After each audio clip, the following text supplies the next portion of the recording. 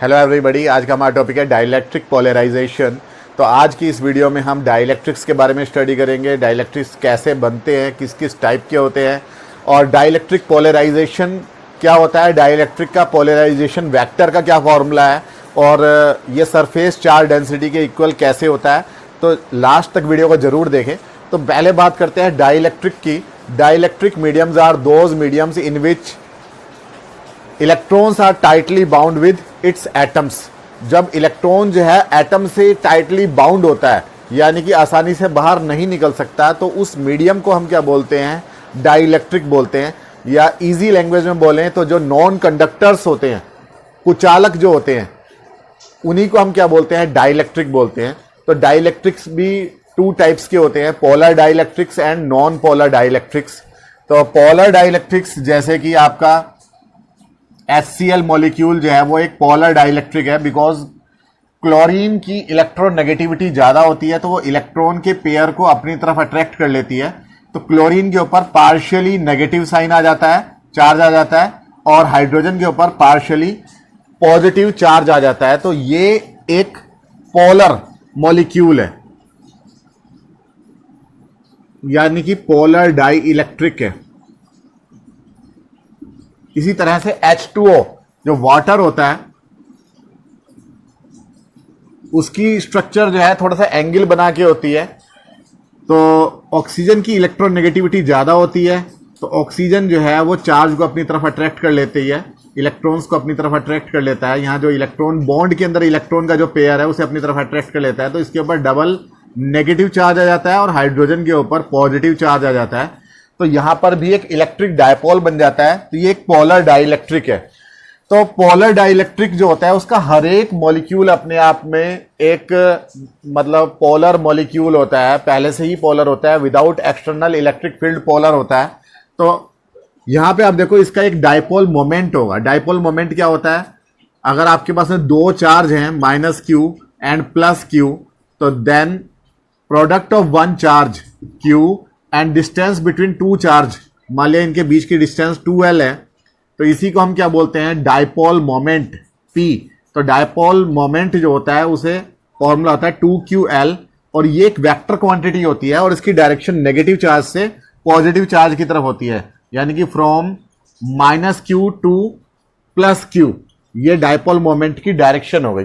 तो यहां पर इसके पास में भी एक डायपोल मोमेंट है जिसकी डायरेक्शन नेगेटिव से पॉजिटिव की तरफ होगी, और यहां पे वाटर के लिए भी दो डायपोल मोमेंट्स आ रहे हैं, नेगेटिव से पॉजिटिव, यानी कि इस तरफ O से H की तरफ और एक दूसरा इस तरफ। तो दोनों को मिला के रिजल्टेंट डायपोल मोमेंट, ये P1 वेक्टर, ये P2 वेक्टर, और दोनों को मिला के जो P वेक्टर आ गया वो नीचे की तरफ आ गया। तो इस तरीके से ये एक पोलर डाई इलेक्ट्रिक है। जब इस मटेरियल के बहुत सारे एटम्स होंगे और उसे हम किसी एक्सटर्नल इलेक्ट्रिक फील्ड में रख देते हैं, तो ये जो नेगेटिव पॉजिटिव चार्ज है वो सेम डायरेक्शन में ओरिएंट हो जाता है, यानी कि सारे नेगेटिव वाले एक तरफ चले आएंगे और पॉजिटिव वाले इलेक्ट्रिक फील्ड के रिपल्शन की वजह से इधर की तरफ आ जाएगा। तो ये डायपोल को हमने इस तरीके से दिखा रखा है, पोलर डायपोल को दिखा रखा है, यानी कि पोलर डाइलेक्ट्रिक को दिखा रखा है। इसी तरह से नॉन पोलर भी होते हैं। नॉन पोलर जैसे कि CO2 हो गया, C डबल बॉन्ड O। तो इसके अंदर ऑक्सीजन की वैसे इलेक्ट्रोनेगेटिविटी ज्यादा होती है, तो ऑक्सीजन जो है इलेक्ट्रॉन के जो पेयर है, बॉन्ड का जो पेयर है, उसे अपनी तरफ अट्रैक्ट कर लेता है। तो ऑक्सीजन के ऊपर नेगेटिव चार्ज आ जाता है, इधर भी और इधर भी, और कार्बन के ऊपर डबल पॉजिटिव चार्ज आ जाता है, इधर की वजह से भी और इधर की वजह से भी। तो यहां दो डाइलेक्ट्रिक डायपोल बन रहे हैं, माइनस से प्लस की तरफ ये पहला हो गया डायपोल मोमेंट P1, और माइनस से प्लस की तरफ ये दूसरा हो गया, बट दोनों का मैग्नीट्यूड जो है इक्वल होता है। तो रिजल्टेंट डायपोल मोमेंट P कितना हो जाएगा, CO2 का 0 हो जाएगा। तो इस वाले को हम बोलते हैं नॉन पोलर डाई इलेक्ट्रिक। तो नॉन पोलर डाई इलेक्ट्रिक को भी जब हम देखें तो इसका हर एक मॉलिक्यूल अपने आप में न्यूट्रल होता है, यानी इसका पॉजिटिव चार्ज और नेगेटिव चार्ज हम मान सकते हैं कि एक ही पॉइंट पर है, इसका कोई परमानेंट डायपोल मोमेंट नहीं है। लेकिन जैसे ही हम इसे एक्सटर्नल इलेक्ट्रिक फील्ड में रखते हैं, इस तरीके की कंडीशन में रखते हैं, बाहर से इलेक्ट्रिक फील्ड अप्लाई हो रहा है, इलेक्ट्रिक फील्ड ई अप्लाई हो रहा है तो ये भी पोलर की तरह बिहेव करने लगते हैं। नॉन पोलर के जो इलेक्ट्रॉन्स हैं और जो न्यूक्लियस है उसके ऊपर फोर्स लगता है और इलेक्ट्रॉन्स और न्यूक्लियस एक दूसरे से शिफ्ट हो जाते हैं। न्यूक्लियस राइट साइड में, पॉजिटिव न्यूक्लियस राइट साइड में in the direction of electric field, external electric field, और इलेक्ट्रॉन्स का जो पेयर है या आउटर मोस्ट जो इलेक्ट्रॉन्स है वो सारे इस तरफ आ जाते हैं, यानी कि इलेक्ट्रिक फील्ड की अपोजिट डायरेक्शन में। तो इधर नेगेटिव और इधर पॉजिटिव चार्ज आ जाता है। तो ये भी क्या बन जाता है आपका, इसमें डायपोल मोमेंट जनरेट हो जाता है। तो जैसे ही हम किसी भी डाई इलेक्ट्रिक मीडियम को एक्सटर्नल इलेक्ट्रिक फील्ड में रखते हैं तो उसके अंदर एक डाई इलेक्ट्रिक मोमेंट जनरेट हो जाता है। पास पास के जो मॉलिक्यूल्स हैं उसके हम पॉजिटिव और नेगेटिव के साइन को हम नेग्लेक्ट कर सकते हैं कि ये बहुत पास पास हैं तो पॉजिटिव का इफेक्ट और नेगेटिव का इफेक्ट खत्म हो गया। तो हम ये मान सकते हैं कि ये इधर वाली जो पूरी की पूरी प्लेट है ये नेगेटिव नेगेटिव नेगेटिव, ये ही नेगेटिव नेगेटिव चार्ज इधर बच गया और इधर की तरफ को सारा पॉजिटिव पॉजिटिव पॉजिटिव ये वाला बच गया। इस पॉजिटिव ने इस नेगेटिव को, इस पॉजिटिव ने इस नेगेटिव को और इस पॉजिटिव ने इस नेगेटिव को कैंसिल आउट कर दिया।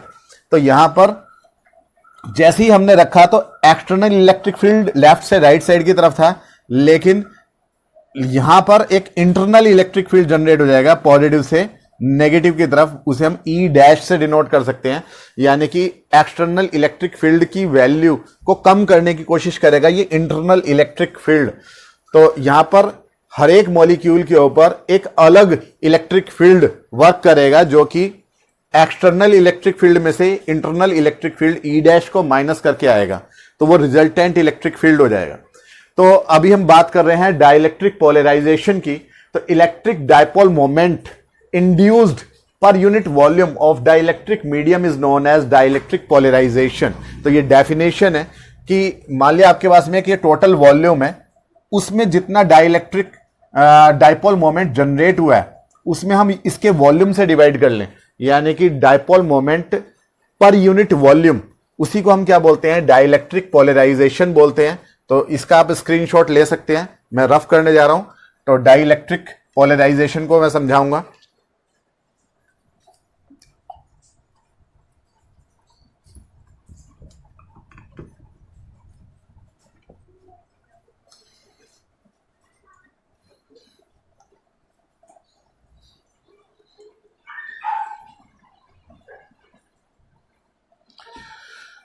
तो आप ये देखो कि ये जितने भी मॉलिक्यूल्स थे एक्सटर्नल इलेक्ट्रिक फील्ड में, ये जो है एक ही डायरेक्शन में ओरिएंट हो गए हैं, इधर नेगेटिव चार्ज इधर पॉजिटिव, नेगेटिव पॉजिटिव। तो हम ये मान सकते हैं कि लेफ्ट साइड में पूरा का पूरा नेगेटिव चार्ज है और राइट साइड में पूरा का पूरा पॉजिटिव चार्ज है।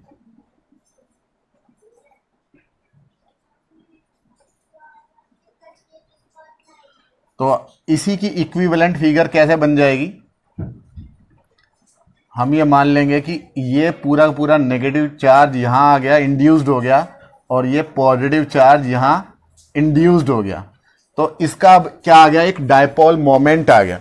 डायपोल मोमेंट यानी कि चार्ज इधर वाला मान लिया प्लस क्यू और ये माइनस क्यू, और यहां से लेकर यहां तक की डिस्टेंस मान लिया एल है, तो क्यू इंटू एल ये डायपोल मोमेंट आ गया। तो डायपोल मोमेंट इंड्यूस्ड कितना आया, Q multiply L, charge multiply दोनों चार्ज के बीच की डिस्टेंस, और इसमें हमने किससे डिवाइड कर दिया, वॉल्यूम से डिवाइड कर दिया। ये तो डायपोल मोमेंट हो गया पर यूनिट वॉल्यूम। वॉल्यूम कितना है, मान लिया ये एरिया इसका है A, इस शीट का लेंथ इसकी L हो गई, तो A इंटू एल ये वॉल्यूम हो गया। तो इसी को हम क्या बोलेंगे, dielectric polarization. Dielectric polarization यानी कि P, L से L कैंसिल हो जाएगा, तो P इज इक्वल टू आ जाएगा Q अपॉन A, जहां Q क्या था, इंड्यूस्ड चार्ज था, और induced charge per unit area, induced charge in dielectric medium per unit area, और इसी को हम बोलते हैं सरफेस चार्ज डेंसिटी। यहां पे induced surface charge density, surface charge density को सिग्मा से डिनोट करते हैं।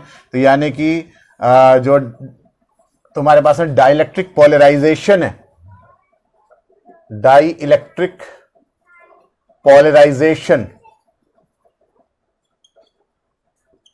उसका फॉर्मूला आ गया सिग्मा के इक्वल होता है, उसका जो मैग्नीट्यूड होता है ये सिग्मा के इक्वल होता है। वैसे ये एक वेक्टर क्वांटिटी है। अगर हम इसकी डायरेक्शन देखें तो डायरेक्शन आ जाएगी P is equal to vector P is equal to sigma, और वेक्टर E की डायरेक्शन में जिस तरफ आप ये देखो ना, नेगेटिव से पॉजिटिव की तरफ ही डाइपोल मोमेंट की डायरेक्शन होगी, और नेगेटिव से पॉजिटिव इसी तरफ आपने इलेक्ट्रिक फील्ड लगा रखा है, यानी इलेक्ट्रिक फील्ड की डायरेक्शन में, तो ये ई कैप आ जाएगा।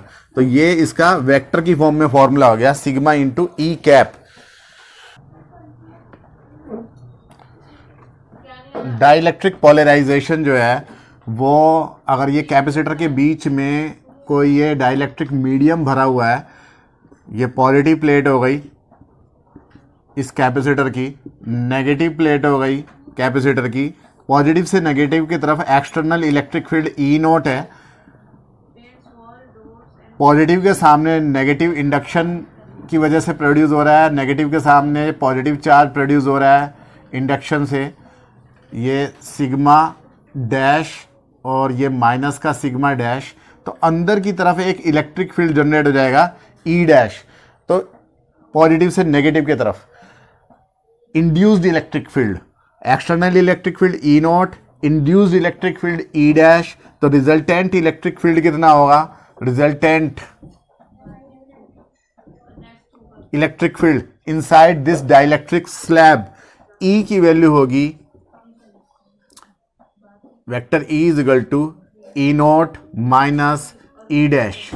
तो अगर हम ई नॉट में से ई डैश को माइनस कर देंगे तो हमारे को रिजल्टेंट इलेक्ट्रिक फील्ड मिल जाएगा, और इस रिजल्टेंट इलेक्ट्रिक फील्ड के ही प्रोपोर्शनल होता है डाई इलेक्ट्रिक पॉलराइजेशन, यानी कि पर यूनिट वॉल्यूम में कितना पॉलराइजेशन होगा, पर यूनिट वॉल्यूम में कितना डाइपोल मोमेंट जनरेट होगा। तो वो जो पॉलराइजेशन है, पॉलराइजेशन वेक्टर P, वो डायरेक्टली प्रोपोर्शनल होता है इस रिजल्टेंट इलेक्ट्रिक फील्ड के, यानी कि P जो है, जब भी प्रोपोर्शनलिटी के साइन को हटाएंगे तो कांस्टेंट आ जाएगा, तो यहाँ आ जाता है चाई E इंटू कैपिटल E, जहाँ चाई E क्या है, प्रोपोर्शनलिटी कांस्टेंट है, इसे हम बोलते हैं इलेक्ट्रिकल ससेप्टिबिलिटी।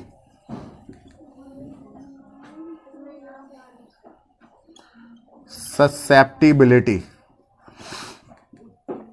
तो ये फॉर्मूला भी काफी इंपॉर्टेंट है कि vector P is equal to chi E into capital E, और electrical susceptibility and dielectric constant में हम रिलेशनशिप फाइंड करेंगे अपनी नेक्स्ट वीडियो में।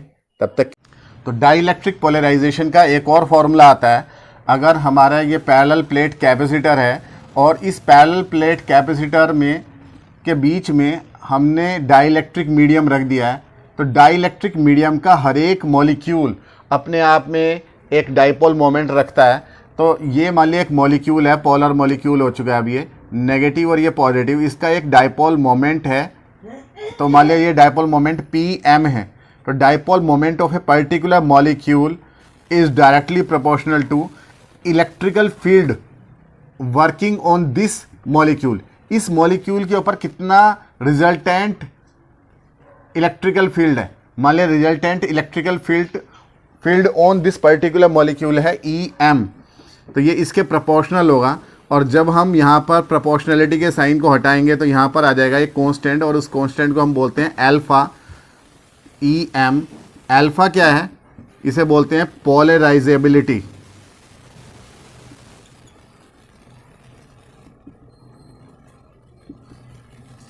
अगर इसके अंदर पर यूनिट वॉल्यूम में n मॉलिक्यूल्स हैं तो total dipole moment in n molecules, वही क्या होता है आपका पोलराइजेशन होता है, यानी P इज इक्वल टू हो जाएगा n इंटू P, n से और मल्टीप्लाई हो जाएगी, तो रिजल्टेंट फॉर्मूला आ जाएगा n अल्फा Em। तो ये जो है पोलराइजेशन का एक और फॉर्मूला आ गया। एक फॉर्मूला आया था इससे पहले आपका कि P जो होता है वो सिग्मा के इक्वल होता है, एक फॉर्मूला आया आपका P इज इक्वल टू होता है चाई E इंटू कैपिटल E, और एक फॉर्मूला ये वाला आ गया कि P इज इक्वल टू होता है n अल्फा इंटू Em। तो ये तीनों फॉर्मूलाज यूज़ होते हैं, उम्मीद है कि समझ में आया होगा।